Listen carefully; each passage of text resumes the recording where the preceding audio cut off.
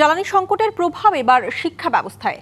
মহানগরীর স্কুল কলেজে সশরীরে ক্লাসের পাশাপাশি অনলাইন ক্লাস চালুর পরিকল্পনা করেছে সরকার। এ নিয়ে আলোচনা হবে মন্ত্রিসভায়। তবে শিক্ষার্থী ও অভিভাবকদের মতামত যেমন মিশ্র, তেমনি শিক্ষা গবেষকরা বলছেন স্কুল কলেজ নয়, বরং জ্বালানি সাশ্রয়ে বিশ্ববিদ্যালয় পর্যায়েই বেশি নজর দেওয়া প্রয়োজন। সকালের ব্যস্ত শহর, স্কুলগামী শিক্ষার্থীদের কোলাহলে ভরে ওঠে চারপাশ। দীর্ঘ ছুটির পর আবার যেন প্রাণ ফিরেছে শিক্ষাঙ্গনে। শান্তিনগর থেকে প্রতিদিন স্কুলে আসে তুফা ও মর্ম। একসাথে পথ চলা আর ক্লাসে তাদের বন্ধুত্বে আলাদা উচ্ছ্বাস।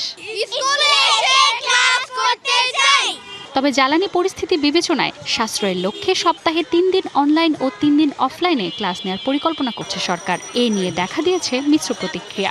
অফলাইনে হলে ভালো হয়। যদি আমি অনলাইনে ক্লাস করি তাহলে আমি বন্ধুদেরকে অনেক মিস করব। নেট না থাকলে ক্লাস করতে পারি না, ক্লাস মিস হয়ে যায়। অফলাইন হলে ক্লাসটা ভালো হয়, কারণ অনলাইনে আমরা যে বিভিন্ন বিষয়ে যে ডাউট ওটা ক্লিয়ার হয় না। শুধু শিক্ষার্থী নয়, এই পরিবর্তন নিয়ে ভাবছেন অভিভাবকরাও। সন্তানের পড়াশোনা আর মানসিক বিকাশ দুটোর মধ্যে ভারসাম্য নিয়েই তাদের চিন্তা। ও 2তে পড়ে, আরেকটা বেবির নার্সারিতে পড়ে। এখন যদি দুজনের ক্লাসে অনলাইনে হয় তাহলে আমি বাসায় বসে কিভাবে মেনটেন করব? আমার নেটওয়ার্ক থাকে না, ইন্টারনেট থাকে না, কিভাবে ক্লাস নেবে? সরকার তো বুলশিট তো নিচ্ছে। আমার থেকে মনে হয় 3 দিন যে অনলাইনে দিচ্ছে এটা ভালোই হবে।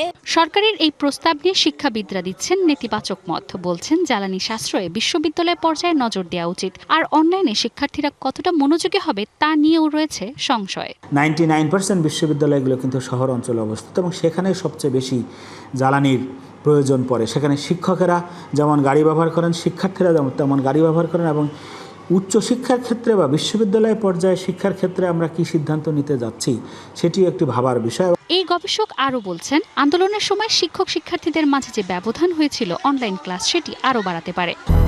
200-র বেশি সার্ভিস ও ফিচারে লেনদেনের সব বিকাশ অ্যাপে সম্ভব। এই জুলাই বিপ্লবের পূর্ববর্তী অবস্থায় এখন পর্যন্ত ফিরে যেতে পারেনি।